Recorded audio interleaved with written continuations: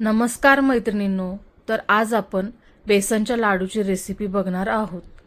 तर त्यासाठी इथे मी 4 कप बेसनचे पीठ घेतले आहे, 2 कप पिठी साखर आणि 1 कप तूप घेतले आहे. तर हे जे आहे ते अर्धा किलो बेसनच्या लाडूचे प्रमाण आहे.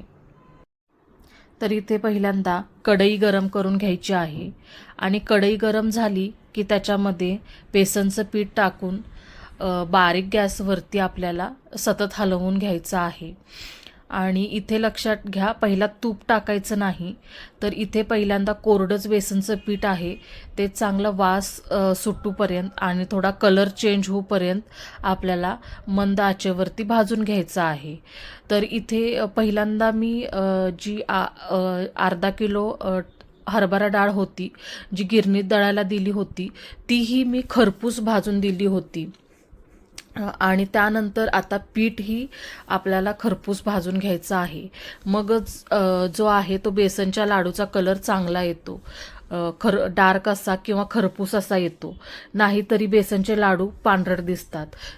त्यामुळे बेसनचं पीठ जे आहे ते आधी कोरडंच भाजून घ्यायचं. तर आता इथे आपलं पीठ भाजून झालेलं आहे.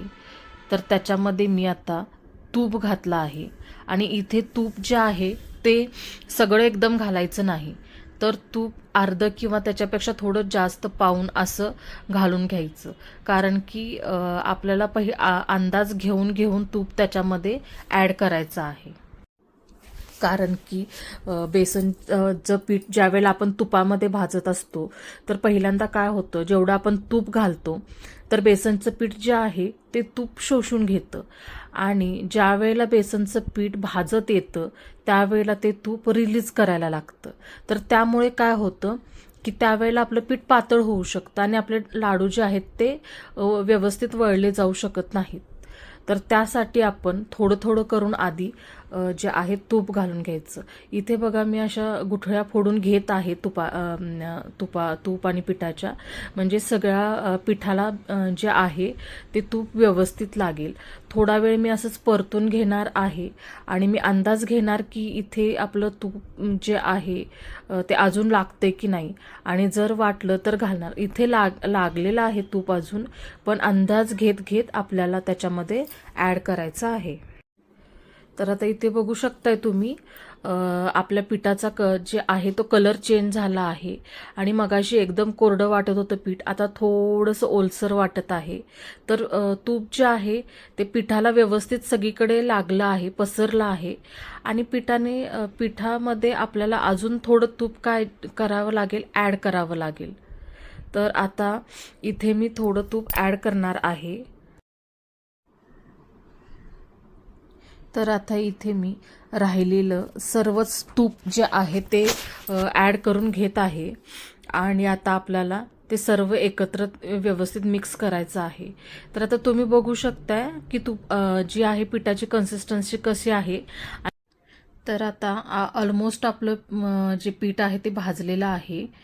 तर आता आपल्याला जास्तीत जास्त 5 ते 6 मिनिट आता हे जे आहे ते आपल्याला मंद आचेवरती हलवून घ्यायचं आहे. तर आता बेसनच्या लाडूला रवाळ स्ट्रक्चर येण्यासाठी त्याच्यामध्ये आपण दूध किंवा पाणी याचा वापर करू शकतो. इथे मी 2 चमचे दूध वापरलं आहे.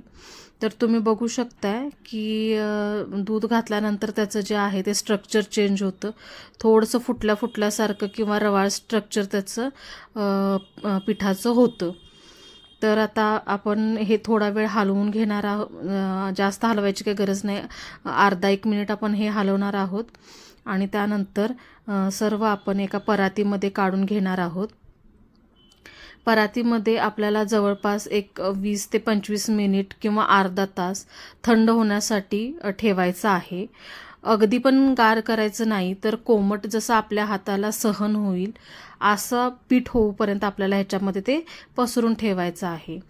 बेसनमध्ये तूप असल्यामुळे ते लवकर थंड होत नाही, तर त्याला असंच ठेवून दिलात तर त्याला एक अर्धा तास तरी लागेल आणि जर फॅन खाली ठेवलात तर एक 10-15 मिनिटामध्ये ते लगेच गार होऊन जाईल. तर आता इथे मिश्रण थंड झालेले आहे आणि त्याच्यामध्ये मी 1 चमचा वेलची पूड टाकलेली आहे.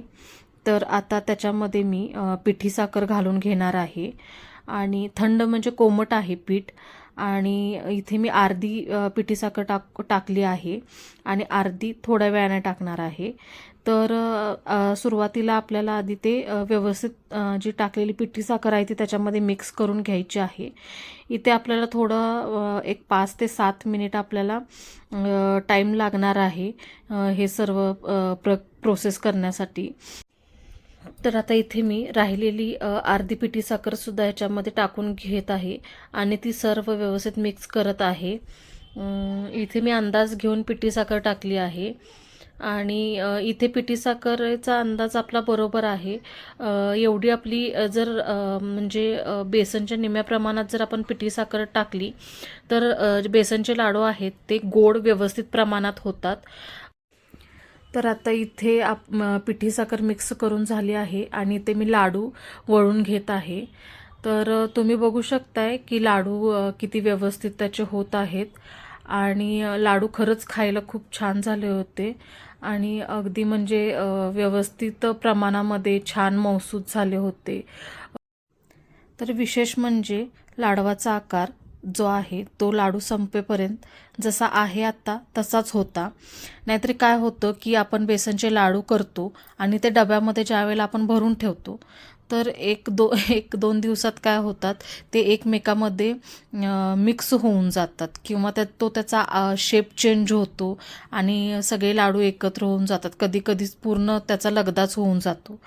तर तुम्ही सांगितलेल्या प्रमाणा वापरून जर तुम्ही बेसनचे लाडू जर बनवलात ना तर ते अगदी म्हणजे खाण्यासाठी गोड व्यवस्थित होतील. दुसरी गोष्ट ते टाळ्याला चिकटणार नाहीत, रवाळ होतील आणि ते मऊ असण्यासोबतच तोंडात टाकल्या विरघळतील.